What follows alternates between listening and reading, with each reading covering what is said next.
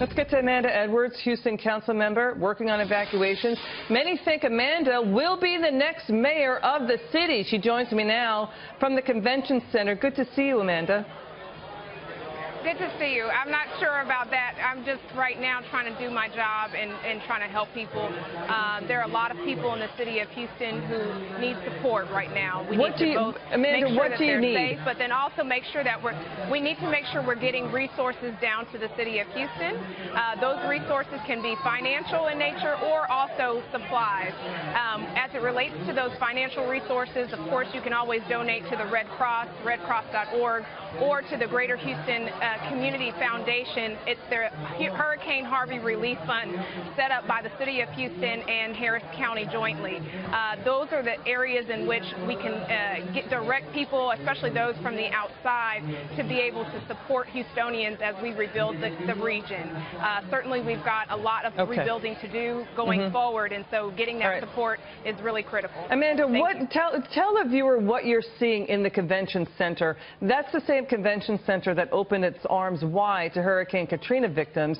I mean, the generosity and charity there. What are you seeing there? Last time when Katrina hit, the local utility ran the operations. People in the military ran it. It was quite an operation. It had its own daycare center, its own little medical clinic. What are you seeing inside the convention center now? The same operation?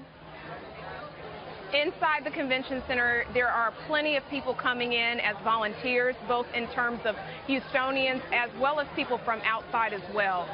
We have a litany of different resources being brought in, clothing, we're getting toiletries, people are being served food, blankets, pillows, changes of clothes, socks, and the things that you would expect, phone chargers even, things that you would expect people to need after they've evacuated their homes. And we're seeing that. We're also seeing a very generous spirit. We're seeing people who are coming in with a lot of grace.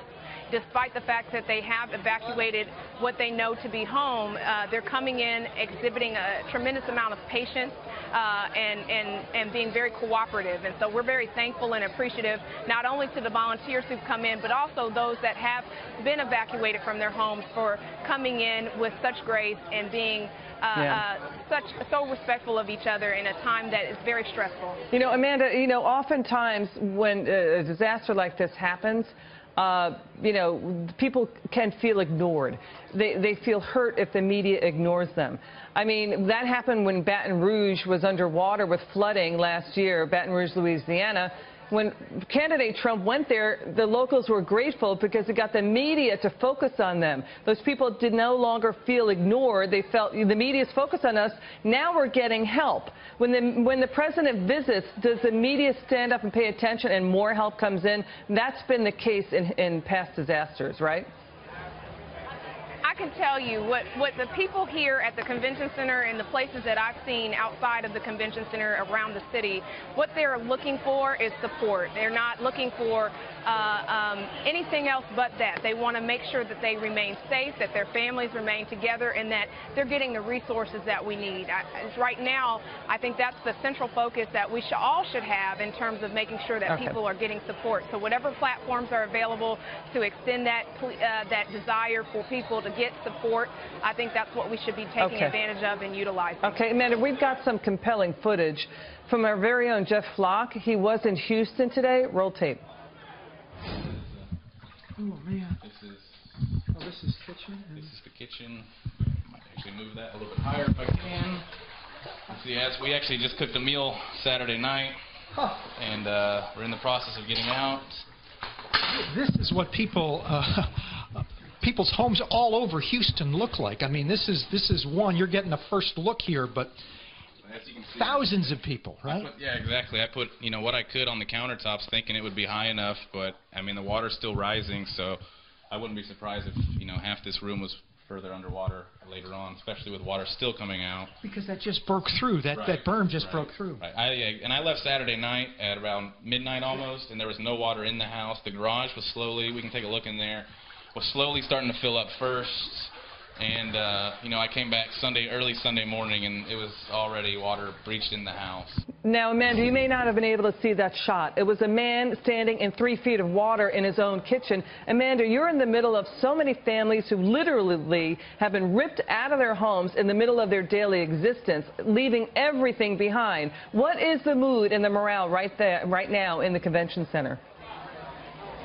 Right now, it's that there's a grateful spirit. I think that people are glad to be in a safe space where they're getting the immediate needs met in terms of food, clothing, shelter, and the like. And so making sure that people are also having an opportunity to connect with family, friends, those that they loved ones that they're concerned about. Certainly, that's something that we're trying to provide as well.